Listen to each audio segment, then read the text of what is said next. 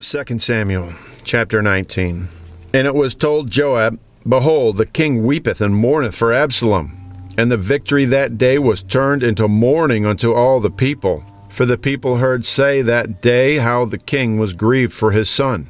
And the people gat them by stealth that day into the city, as people being ashamed steal away when they flee in battle.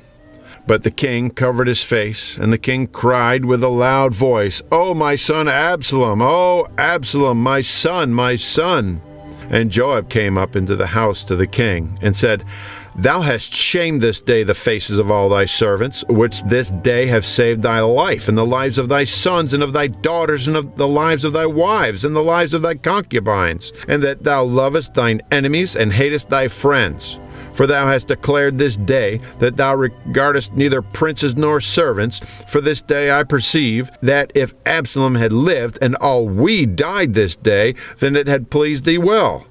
Now therefore arise, go forth, and speak comfortably unto thy servants. For I swear by the Lord, if thou go not forth, there will not tarry one with thee this night.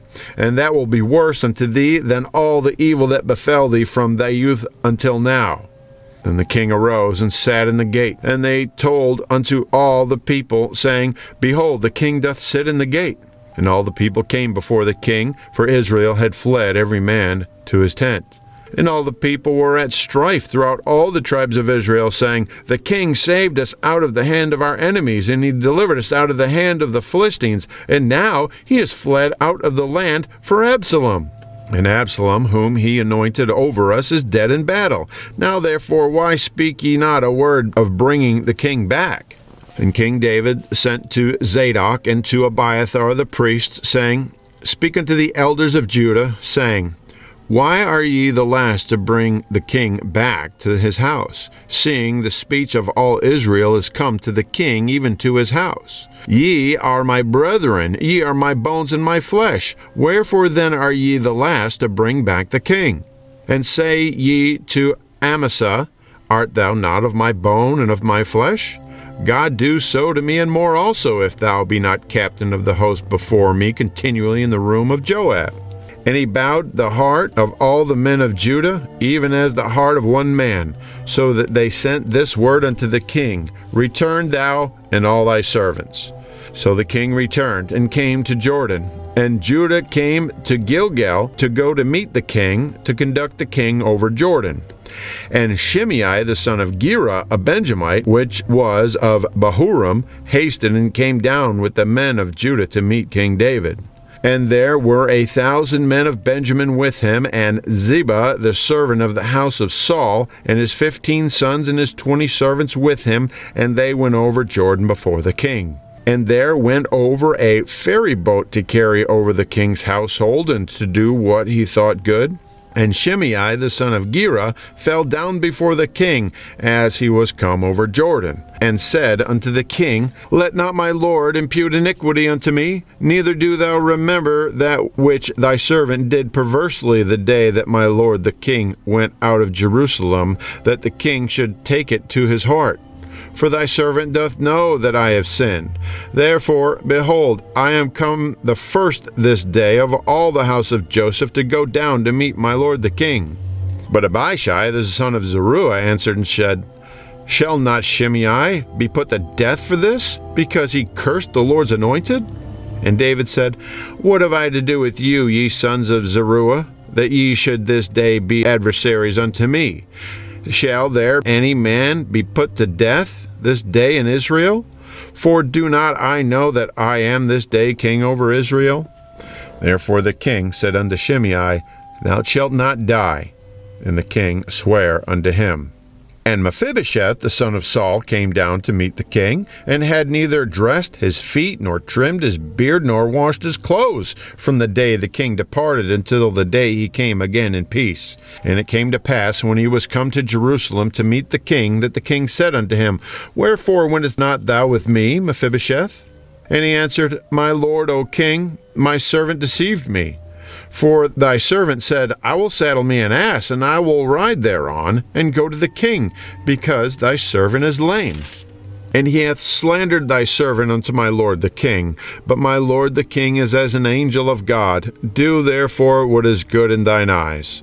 For all of my father's house were but dead men before my lord the king.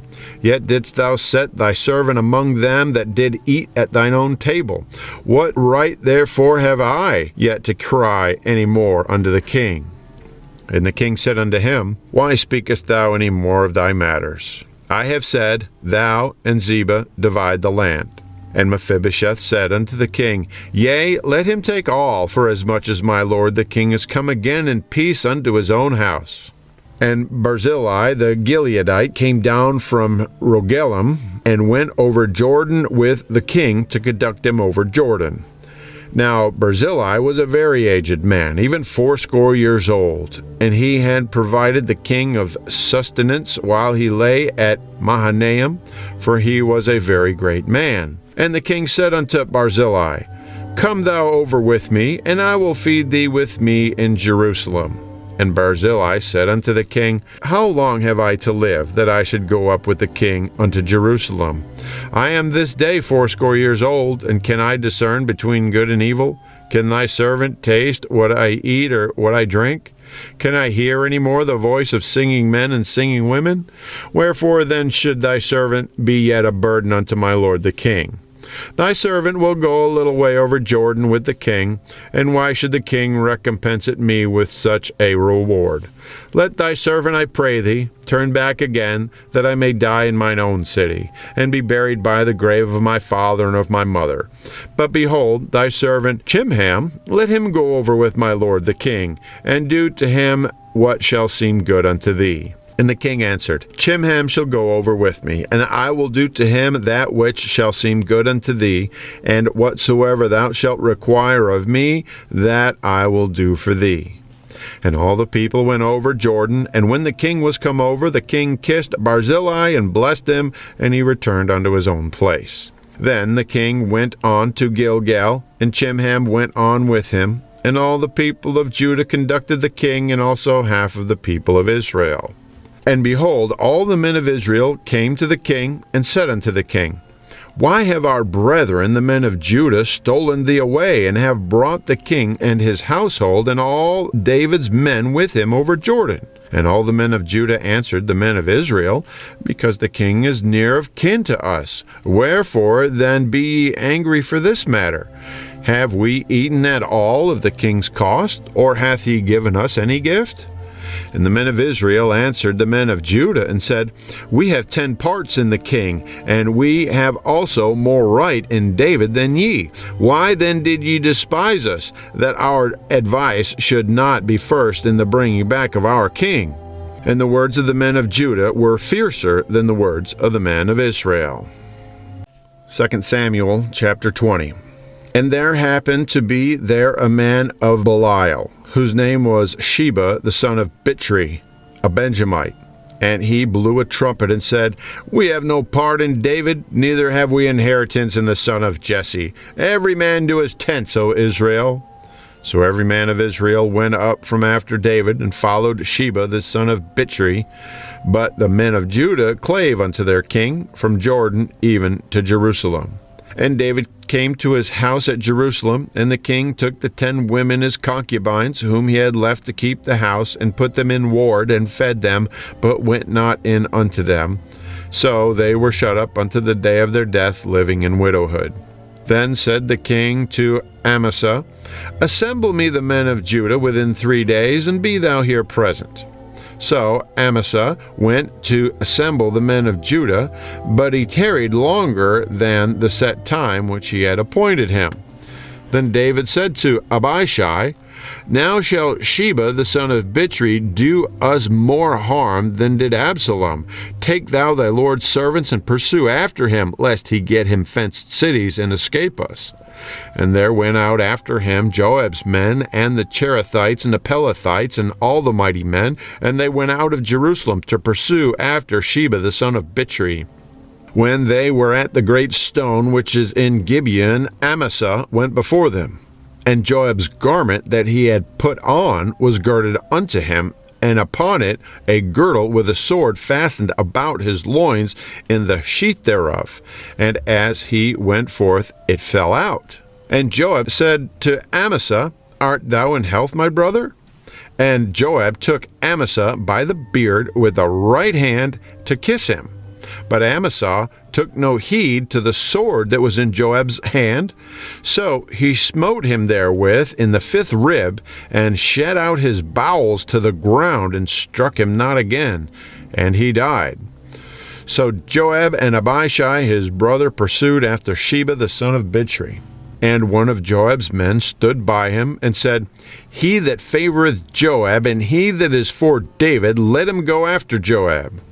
And Amasa wallowed in blood in the midst of the highway.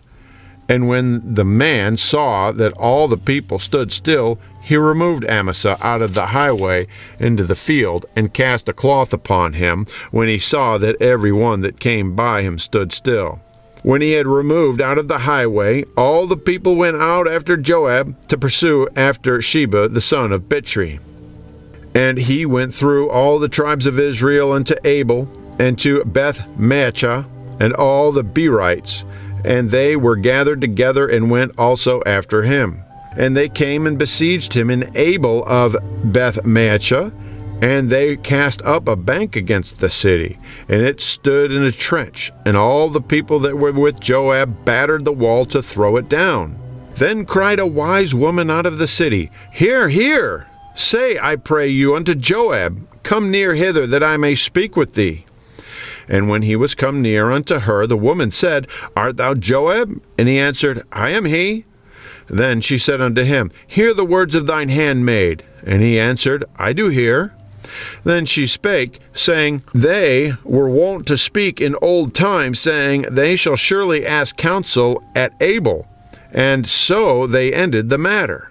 I am one of them that are peaceable and faithful in Israel. Thou seekest to destroy a city and a mother in Israel. Why wilt thou swallow up the inheritance of the Lord? And Joab answered and said, far be it from me that I should swallow up or destroy. The matter is not so, but a man of Mount Ephraim, Sheba the son of Bichri by name, hath lifted up his hand against the king, even against David. Deliver him only, and I will depart from the city. And the woman said unto Joab, Behold, his head shall be thrown to thee over the wall. Then the woman went unto all the people in her wisdom, and they cut off the head of Sheba the son of Bichri, and cast it out to Joab. And he blew a trumpet, and they retired from the city, every man to his tent. And Joab returned to Jerusalem unto the king. Now Joab was over all the host of Israel, and Benaiah the son of Jehoiada was over the Cherethites and over the Pelethites. And Odoram was over the tribute, and Jehoshaphat the son of Ahilud was recorder, and Sheva was scribe, and Zadok and Abiathar were the priests, and Ira also the Jairite was a chief ruler about David. 2 Samuel chapter 21. Then there was a famine in the days of David 3 years, year after year. And David inquired of the Lord. And the Lord answered, It is for Saul and for his bloody house, because he slew the Gibeonites. And the king called the Gibeonites and said unto them, Now the Gibeonites were not of the children of Israel, but of the remnant of the Amorites, and the children of Israel had sworn unto them, and Saul sought to slay them in his zeal to the children of Israel and Judah. Wherefore David said unto the Gibeonites, What shall I do for you? And wherewith shall I make the atonement, that ye may bless the inheritance of the Lord? And the Gibeonites said unto him, We will have no silver nor gold of Saul, nor of his house, neither for us shalt thou kill any man in Israel. And he said, What ye shall say, that will I do for you. And they answered the king, The man that consumed us, and that devised against us that we should be destroyed from remaining in any of the coast of Israel. Let 7 men of his sons be delivered unto us, and we will hang them up unto the Lord in Gibeah of Saul, whom the Lord did choose. And the king said, I will give them. But the king spared Mephibosheth, the son of Jonathan, the son of Saul, because of the Lord's oath that was between them, between David and Jonathan, the son of Saul. But the king took the 2 sons of Rizpah, the daughter of Aiah, whom she bare unto Saul, Mourning and Mephibosheth, and the 5 sons of Michal, the daughter of Saul, whom she brought up for Adriel, the son of Barzillai, the Maholathite. And he delivered them into the hands of the Gibeonites, and they hanged them in the hill before the Lord. And they fell all 7 together, and were put to death in the days of harvest, in the first days in the beginning of barley harvest. And Rizpah, the daughter of Aiah, took sackcloth and spread it for her upon the rock, from the beginning of the harvest until water dropped upon them out of heaven, and suffered neither the birds of the air to rest on them by day, nor beast of the field by night. And it was told David what Rizpah, the daughter of Aiah, the concubine of Saul, had done. And David went and took the bones of Saul and the bones of Jonathan his son from the men of Jabesh-Gilead, which had stolen them from the street of Bethshan, where the Philistines had hanged them when the Philistines had slain Saul in Gilboa. And he brought up from thence the bones of Saul and the bones of Jonathan his son, and they gathered the bones of them that were hanged. And the bones of Saul and Jonathan his son buried they in the country of Benjamin and Zelah, in the sepulchre of Kish his father. And they performed all that the king commanded. And after that God was entreated for the land. Moreover, the Philistines had yet war again with Israel, and David went down and his servants with him and fought against the Philistines. And David waxed faint. And Ishbi-Benob, which was of the sons of the giant, the weight of whose spear weighed 300 shekels of brass in weight, he, being girded with a new sword, thought to have slain David. But Abishai, the son of Zeruiah, succored him, and smote the Philistine, and killed him. Then the men of David sware unto him, saying, Thou shalt go no more out with us to battle, that thou quench not the light of Israel. And it came to pass after this that there was again a battle with the Philistines at Gob. Then Shibbeachai the Hushathite slew Saph, which was of the sons of the giant. And there was again a battle in Gob with the Philistines, where Elhanan the son of Jeriah-Oregim, the Bethlehemite, slew the brother of Goliath the Gittite, the staff of whose spear was like a weaver's beam. And there was yet a battle in Gath, where a man of great stature, that had on every hand 6 fingers, and on every foot 6 toes, 24 in number, and he also was born to the giant. And when he defied Israel, Jonathan, the son of Shimeah, the brother of David, slew him.